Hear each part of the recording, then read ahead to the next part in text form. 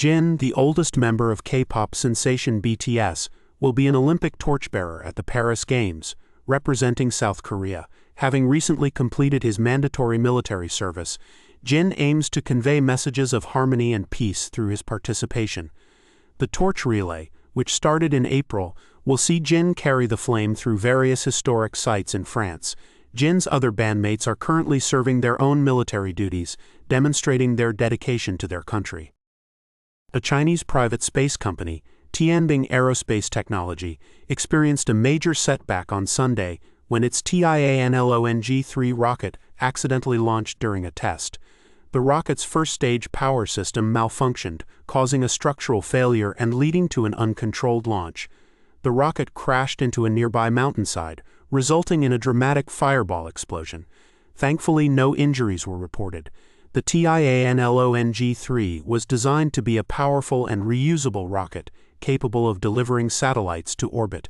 This incident highlights the challenges and risks associated with developing advanced space technology and serves as a reminder that even the most ambitious projects can face unforeseen setbacks. A Delta flight from Detroit to Amsterdam was forced to land at New York's Kennedy Airport on Wednesday after passengers reported being served spoiled food. The red-eye flight, which departed Detroit around 11 p.m. Tuesday, landed in New York at 4 a.m., following reports of a contaminated meal service. Emergency responders treated 12 passengers, though the exact number of individuals who ate the spoiled food is unclear. Delta has apologized for the inconvenience and is investigating the incident. The 4th of July, also known as Independence Day, is a celebration of America's independence from Great Britain. This year, the holiday falls on a Thursday, and many Americans plan to take Friday off for a long weekend. Government offices, post offices, courts, schools, stock markets, and banks will be closed. Most FedEx and UPS services will also be unavailable. Costco will be closed, but most major national retailers will be open, with some offering promotional sales. AAA projects that over 70 million people will travel for the holiday week, with a record number of travelers taking to the roads and skies. Google is reportedly going all in on display quality for the Pixel 9 series. They're set to use the same advanced Samsung OLED display as the upcoming iPhone 16 Pro. This follows the success of the Pixel 8 series, which saw Google significantly improve its display game with Samsung's panels. The new M14 display promises even better brightness and longevity. This means Pixel 9, 9 Pro, 9 Pro XL, and 9 Pro Fold will all benefit from this upgrade. Notably, Google won't be the only one using the M14 display.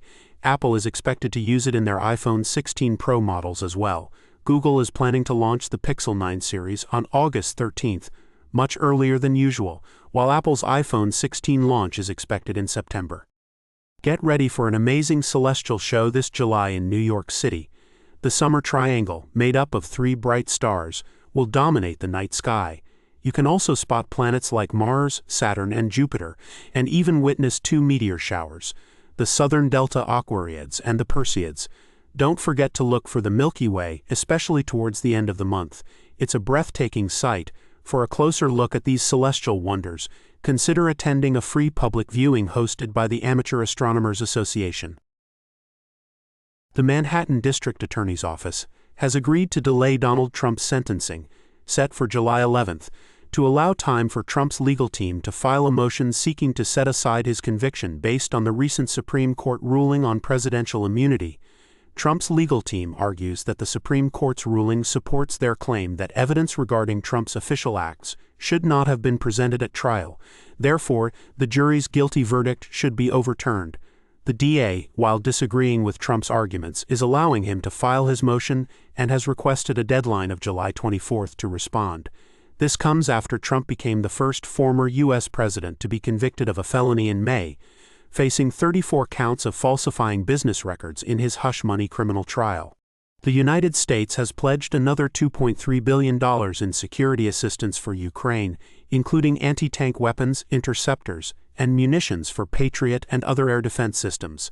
This announcement comes as Ukrainian Defense Minister Rustem Umerov met with U.S. Defense Secretary Lloyd Austin at the Pentagon, following Ukraine's urgent calls for help in combating Russian forces in the Donetsk region. The aid includes $150 million from the Presidential Drawdown Authority, PDA, for immediate delivery, and the rest through the Ukraine Security Assistance Initiative, USAI, for long-term contracts. Austin reaffirmed unwavering U.S. support for Ukraine, stating that they will work alongside allies to provide critical capabilities to resist and deter future Russian aggression. This announcement comes ahead of the NATO summit in Washington, where Ukraine will continue advocating for military support and membership in the alliance. The Department of Homeland Security has announced the deportation of 116 Chinese migrants on a charter flight, marking the first large-scale repatriation in 5 years. This move comes amid heightened political debate surrounding Chinese immigration in the U.S., with the number of illegal crossings from Mexico surging last year. The U.S. is working with China to address this issue, and more deportation flights are planned, though no timeline has been given. The flight follows a recent decision by Ecuador to reinstate visa requirements for Chinese citizens, effectively shutting down a major route for migrants heading north to the U.S. WestJet has reached an agreement with its mechanics, ending a strike that disrupted travel plans for thousands over Canada Day weekend. While the strike caused widespread cancellations, both parties have agreed to arbitration if a final contract isn't reached. This means there will be no further labor action, allowing WestJet to gradually resume normal operations. Despite the resolution, the airline expects some flight disruptions in the coming week as aircraft are brought back into service.